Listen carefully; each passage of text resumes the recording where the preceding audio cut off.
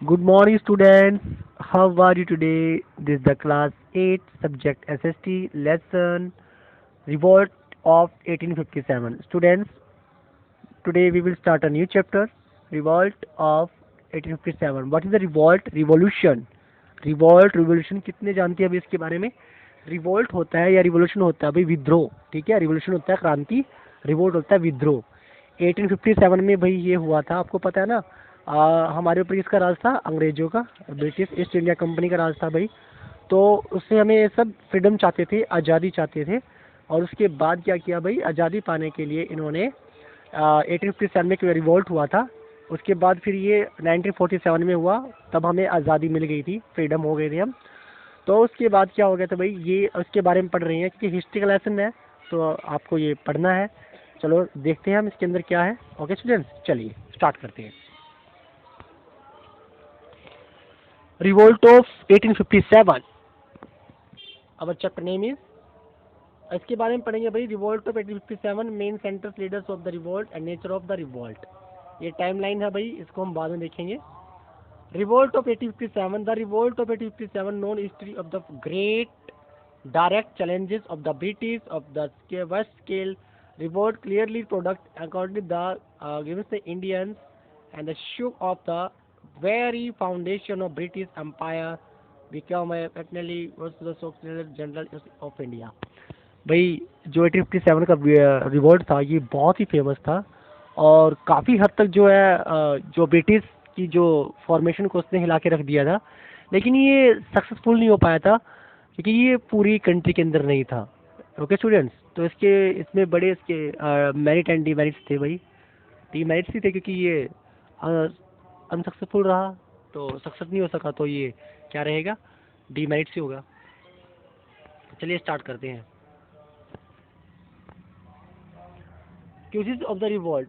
Qs मतलब क्या क्या थे भाई इसके? पॉलिटिकल क्यूजेज थे, सोशल थे, इकोनॉमिक्स थे। मैंने आपको बता दिया 3 टाइप्स में इसके क्यूजेज थे। पॉलिटिकल, आपको पता है भाई, election Awadh, loss of empire and Dalhousie and doctrines of the doctrine of the lapse. भाई देखो, एक Balaji Bajirao Peshwa to adopt son. देखो मैं क्या था बता रहा था आपको, थोड़ा उसको बता देता हूँ आपको। जब अंग्रेजों का राज था ना, आप सुनो पहले, उसके बाद हम इंग्लिश में इसको करेंगे क्योंकि आपको समझ में आना चाहिए वरना ऊपर से जाएगा ये। जब अंग्रेजों का हमारे ऊपर राज था तो वो क्या करते थे, अगर किसी का सन नहीं होता था ना, आगे बेटा नहीं होता था, तो उसके राज्य को वो अपने राज्य में मिला लेते थे। ठीक है स्टूडेंट्स। और अगर वो ज़्यादा महंगे महंगे क्या टैक्स लगाते थे, चार्जेस पे करते थे। और इसलिए वहाँ के जो हिंदू इंडिया के जो राजा थे, किंग्स थे, तो वो बड़े उनसे परेशान थे इस बात को लेके। ठीक है। जहाँ से कि रानी लक्ष्मीबाई जैसी थी, उसका कोई सन नहीं था भाई, तो उसके लिए प्रॉब्लम थी, तो उसके राज्य को क्या किया था भाई, उसने उसमें मिला लिया गया था। तो वो भी इसमें शामिल थी इस रिवॉल्ट में। और भी बहुत सारे जो किंग्स थे वो इसमें शामिल थे। Okay students. और इसी प्रकार से थी election of the Awadh. Awadh क्या था? चार्जेस ऑफ द मैगजीन, ये देखो लिखा है इसने। और loss of the titles in the Bahadur Shah Jafar told the success of the empire to the more the princes of the royal places। तो ये अंग्रेज क्या करते थे भाई, फूट डालो और राज करो, डिवाइड एंड टॉस। तो भाई ये राज करते थे भाई। और ये इसका पॉलिटिकल रीजन था। पॉलिटिकल का मतलब क्या था, इसके जो किंगडम्स को थे ये इसमें मिला लेते थे। ओके स्टूडेंट्स, तो चलिए स्टार्ट करते हैं। the doctor after the death Peshwa Bajirao adopted the son Nana Sahib was refused pension is the father is the receiving the terms of the sons adopt is the, मतलब जो भी जिसको आगे सन नहीं था, बच्चे नहीं थे, अगर वो अडॉप्ट करके अपने आगे वंश को चलाना चाहते थे तो, लेकिन वो ऐसा पॉसिबल नहीं था। क्यों पॉसिबल नहीं था भाई? क्योंकि अंग्रेज नहीं चाहते थे अगर उसका खुद का बेटा है, मतलब उसका अपनी संतान है उसकी, तो वो आगे राजा बन सकता है, वो उसका उत्तराधिकारी बन सकता है, किंग बन सकता है। अदरवाइज वो किंग नहीं बन सकता। अदरवाइज उसके जो किंगडम को थे वो अंग्रेज जो थे वो अपने में मिला लेते थे। ठीक है स्टूडेंट्स। तो इसका ये पॉलिटिकल रीजन था। अब इसका भाई सोशल था। British were the unable connect socially with the Indians some of reforms like abolition of the sati widow marriage. अगर किसी पत्नी का पति मर जाए तो उस पत्नी को उसके साथ ही उसकी चिता में आग में जलना होता था। ओके स्टूडेंट, तो बड़ी गंदी ये विडोज थी पहले भाई। ये जो सती प्रथा थे, विडो मैरिज, रीमैरिज, उसको भी रीमैरिज करने की वो नहीं थी। Indian society as the been और the treat to the Indian culture reason by the India by message. India में ऐसा नहीं है भाई। मैं अंग्रेजों को ज़्यादा बुरा नहीं मानता, मानता हूँ बुरा, लेकिन काफ़ी हद तक देखा जाए सुधार भी किया है। जो सती विडोज था ना इंडिया की बहुत बड़ी गंदी एक प्रथा थी भाई ये। और इसमें क्या थे कि इसमें अगर किसी का पति मर जाता था उसको उसके साथ जलना होता था, ठीक है। तो इसमें भी ये कारण। और दूसरा भाई, the Christians missionaries try to the convert the Indians and Christian by the offering the facilities provided. जो इंडियन थे ना, जो इंडियन को कुछ जो अंग्रेज थे वो उनको क्रिश्चियंस बना रहे थे और उनको कुछ फैसिलिटीज उनको वो दे रहे थे। And the Christian is the messages spoke against the spiritual that the Indians could not be the territories. His uh, dissatisfaction among the Indians grew of the spared Western education. They have the grab of the education British in their time. Indians almost their the culture heritage and the them into Christians।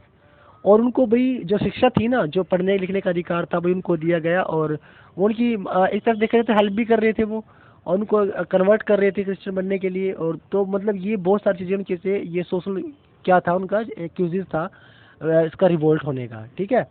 उसके बाद भाई है economic law. Economics सबसे पता है भाई, economics के लेकर तो बहुत बड़ी बातें हैं। Indian textile market set back the because of the industries revolution machine made of the cloth took Indian handlooms weavers machine of the cloth increased. भाई अंग्रेज क्या करते थे, यहाँ से जो रॉ मटेरियल था वो अपने देश लेते थे कंट्री में, और वहाँ उसको तैयार करके इधर उसको महंगे दामों पर बेचते थे, ठीक है। तो ये भी एक बड़ा इसका इकोनॉमिकल क्राइसिस था। And the high custom were the impose Indian export. भाई हाई प्राइसेस पे वो एक्सपोर्ट करते थे। And the common people as the textile made their lives miserable. तो वहाँ के जो पीपल थे भी वो सब उनसे क्या थे, नाराज थे।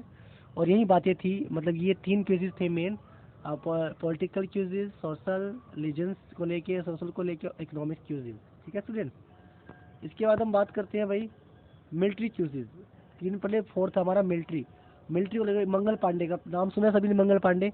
वो भाई इसने क्या था, जो गाय की चर्बी वाले कारतूस से उसको उसने छीलने से मना कर दिया। वो राइफलें दी गई थी उस टाइम भाई तो आर्मी को। ये आर्मी का एक मेंबर था भाई इंडिया का ही।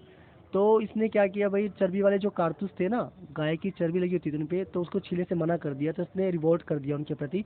तो सबसे पहला जो फर्स्ट ऑफ ऑल जो रीजन था रिवोल्ट ऑफ 1857, तो ये वही था। 1856 में भाई ये एस्टिमेट्स हुआ था। सोल्जर था lower of the rank then the British contemptuous. भाई ये ब्रिटिश का ये एक लोअर रैंक का ये एक क्या था, अधिकारी था, मुगल मंगल पांडे।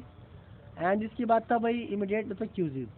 भाई इमीडिएट इसके अतिरिक्त भी कुछ क्यूजीज थे भाई 1856 में भाई। ये एनफील्ड द राइफल्स, देखो मैंने आपको बताया ये कि राइफल्स वाला जो विद्रोह था जो मेन था, मंगल पांडे ने भी इसको मना कर दिया था भाई, हम नहीं चर्बी वाले कारतूस को हम नहीं चलाएंगे। मीन टू से दैट जो राइफल दी गई, जो गन दी गई ना, उनके आगे जब उनको उनमें गन में जो गोली डलती है ना, तो डालने के लिए वो उसको छीलना पड़ता था थोड़ा सा। और उसको छीलने के लिए इस पर चर्बी लगी थी गाय की।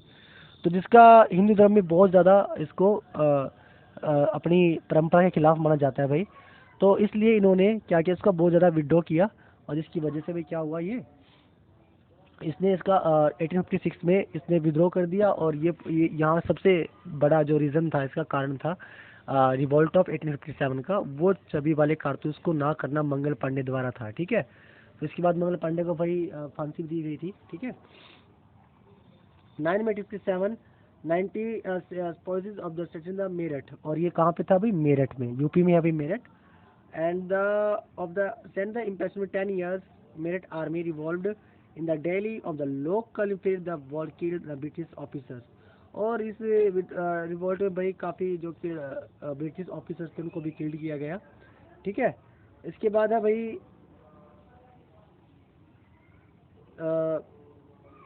द मुगल द ये था देखो The old Mughal empires, Bahadur Shah Jafar was the ruler and of India and the Bengal army.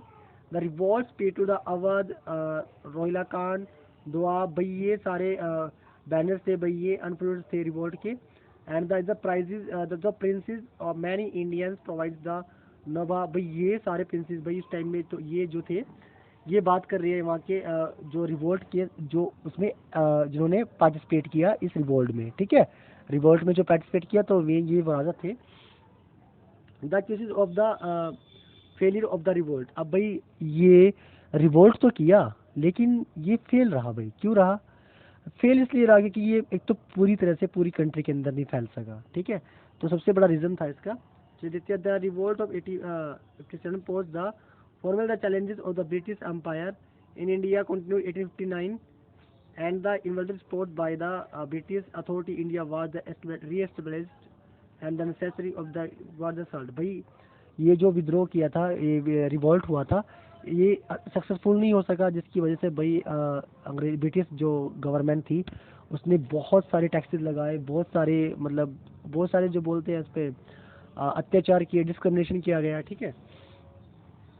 And if the revenge was the note of the place at the same, so it was the razor of the British surplus of the revolt, and the rebels lacked modern weapons for the war, और जो rebels में भी modern जो Wars थे वो use किए गए.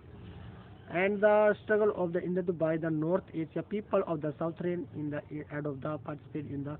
और सबसे बड़ी बात मैंने आपको बता दी है कि इसमें पूरी तरह से ये पूरी कंट्री के अंदर नहीं हो पाया, जिसकी वजह से ये भाई सक्सेसफुल नहीं रहा. ओके स्टूडेंट्स, तो चलिए बहुत हो गया, कल हम इसको नेक्स्ट करेंगे, ठीक है. जो चैप्टर आपका रिमेनिंग है उसको हम कल स्टार्ट करेंगे. Okay student, thank you, bye bye.